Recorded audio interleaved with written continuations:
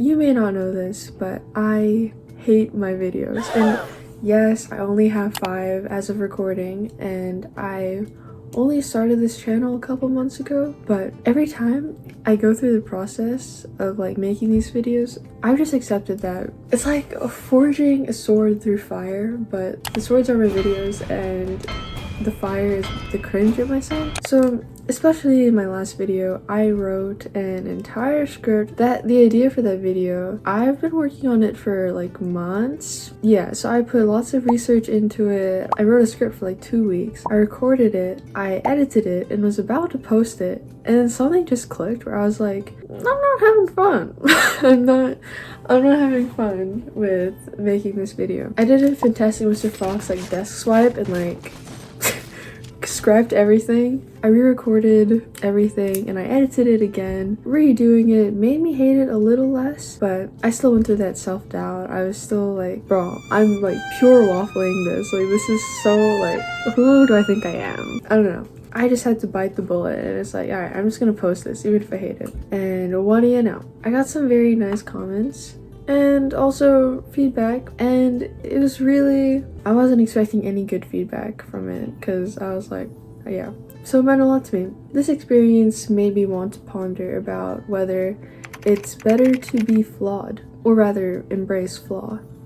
Also, to clarify, I don't mean this in a way like just accept yourself as you are or never try to improve, or as a way to excuse bad behavior or ethics because, hey, nobody's perfect, let me just go like, I don't know. I think the ones I'm trying to speak to are the ones that feel, those of you who feel inadequate. So this inadequacy I want to talk about, I feel like ties into a lot of perfectionistic mindsets. To clarify what I mean by perfectionism, I'm going to read out this excerpt. Perfectionism is neither about pushing oneself nor about setting goals too high. It is not about the pursuit of excellence.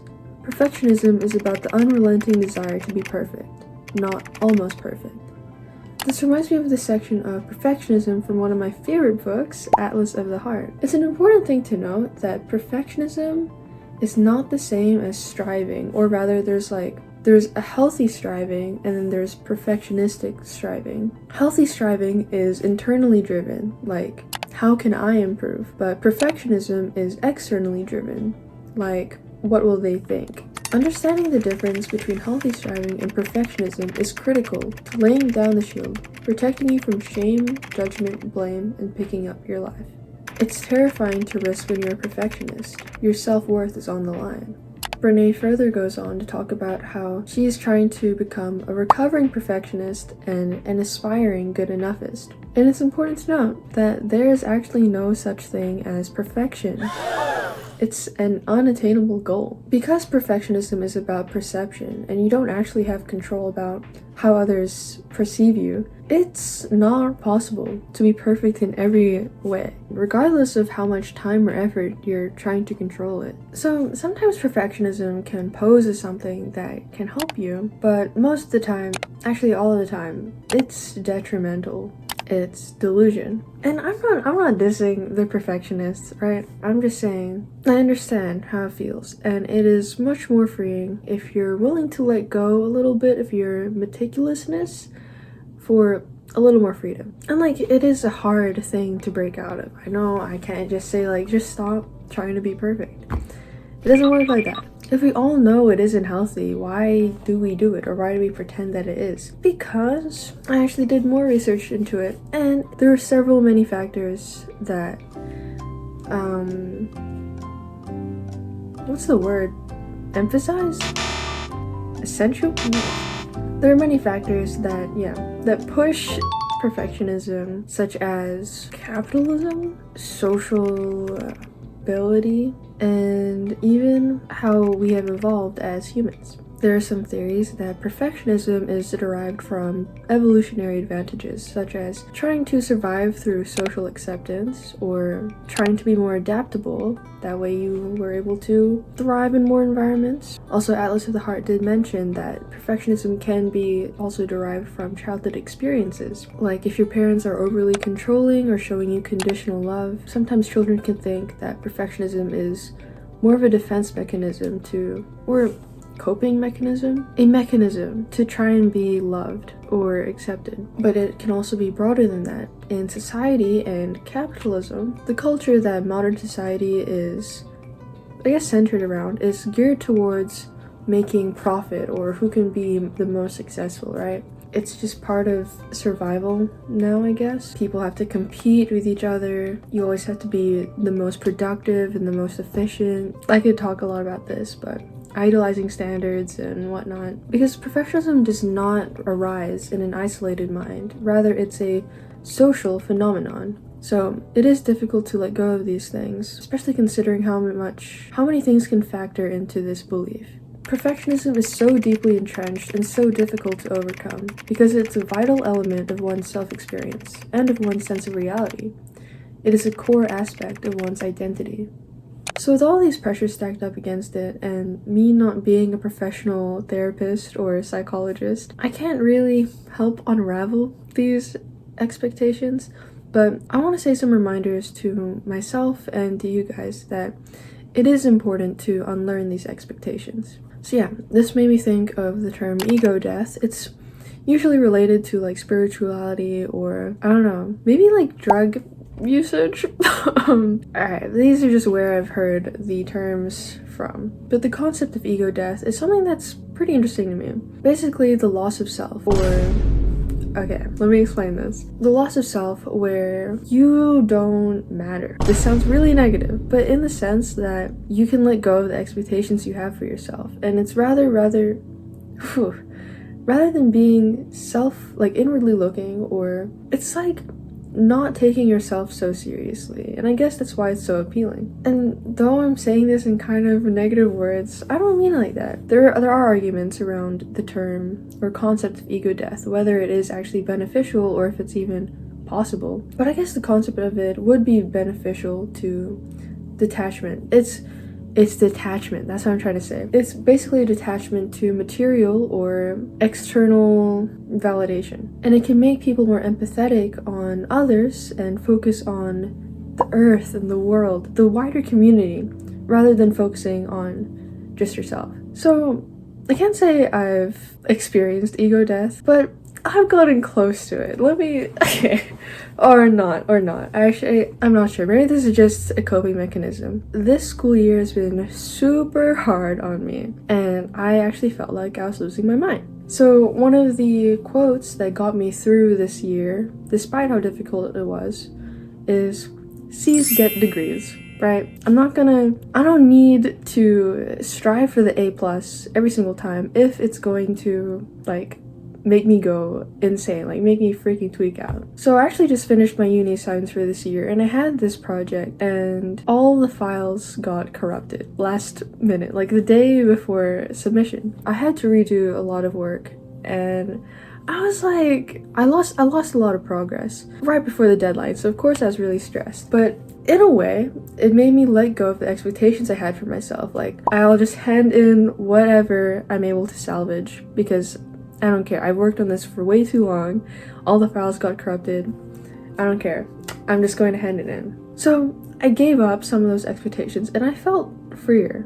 Again, I'm going to reiterate that I'm not saying don't strive for excellence. I'm not saying don't work hard. When it gets to a point you start beating yourself up over it, you gotta stop. You gotta call it. You gotta be an aspiring good enoughist. And this reminds me of this podcast I listened to, How to Be a Better Human.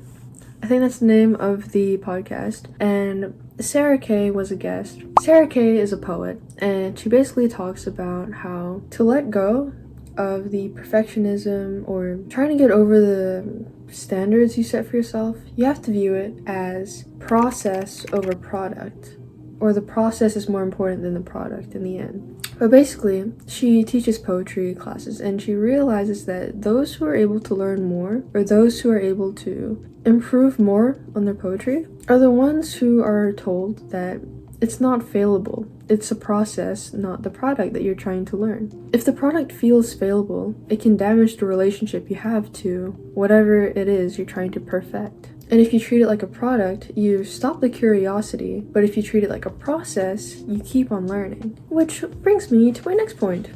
It's human. Something I find interesting are Persian rugs. Part of the process of making the rug is adding an intentional flaw. The reason that they do this is because they believe that only God is perfect.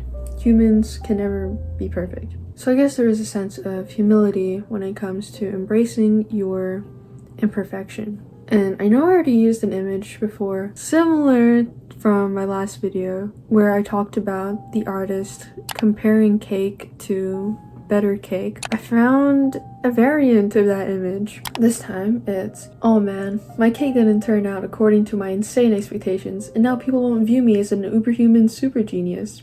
But the audience is like, the imperfection and raw humanity makes me connect with the art so much better as a viewer. Oh.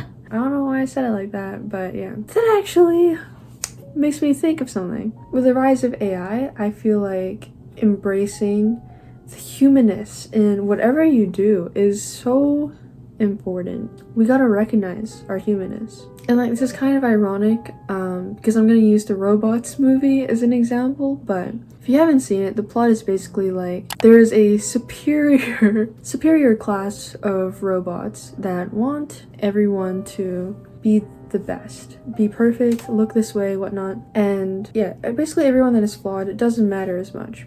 But if you think about it, if everyone was perfected, we wouldn't have people like Aunt Fanny, or the beauty or the uniqueness. This reminds me of, okay, I don't usually TikTok trends. I'm a little past them, my old age. I usually don't like TikTok trends, but one TikTok trend that I can appreciate is the wabi sabi trend. Actually, I feel like I'm recording this too late because I've already seen some people saying that this trend is corny or whatever, but I don't care. Basically, like, they use an audio from Bobby Hill where he explains the concept of wabi sabi. This one's pretty. Not according to the book. If you go by the checklist, this one's perfect. But I like how mine's a little off-center. It's got wabi-sabi. You can't win an argument by making up words. Wabi-sabi is an Eastern tradition, Dad. It's celebrating the beauty in what's flawed. Like the crack in the Liberty Bell or the mole on Cindy Crawford's face. The Liberty Bell is great, but come on, if it was in a contest with a bunch of bells without cracks, it would lose. But sometimes it's the small imperfections that make you love something even more.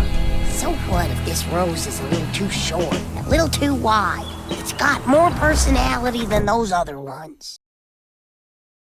Even if it's not perfect by the book, he likes it more because it's got wabi-sabi. I mean, I understand why people are scared to be seen as imperfect, but me personally, I find the most interesting people to be the ones that are the most down to earth, the ones that are most real, the ones that you can relate to. Like, for example, the Kardashians, right? They live the perfect lifestyle. They look perfect, they have all the money, whatever. Well, actually, I don't know if they're the best example, but like, they technically live the perfect lifestyle, but they are incredibly out of touch. Maybe in that case, where it's gone full circle, and them being so perfect, it's made them out of touch, which is a flaw. I don't know. So yeah, being flawed makes you a more interesting person. And as the social scientist Murray Davis said, a theorist is great, not because his theories are true, but because they're interesting. In fact, the truth of a theory has very little to do with its impact.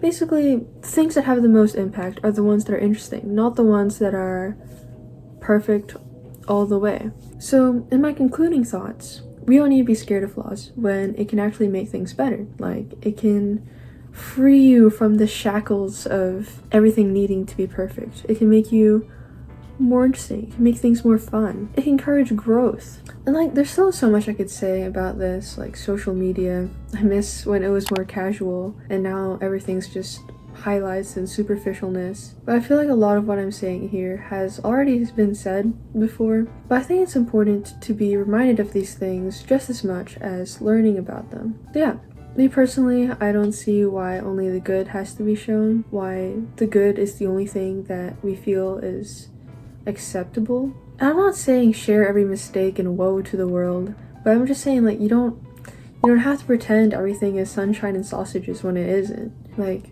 yeah, people can like positivity, people can like broad outlooks, but people can also like relatability. So yeah, with this all said, is it better to be flawed? I would say yeah, because I'm not looking for good and I'm not looking for bad. I'm looking for human. Sometimes, yeah, these are the parts of my videos where I cringe at myself. This video is really just, it's a reminder to myself as well. I gotta chill out. Thank you all for joining me on this ponder sesh. Let me know your thoughts and what is hindering you from letting go of these expectations to be perfect. But yeah, once again, thank you all for watching. Let me know your thoughts and prayers in the comments below. And see you all next time. I don't feel like I'm in the mood for this, but just do it. This doesn't have to be perfect. It doesn't have to be perfect. It doesn't have to be perfect.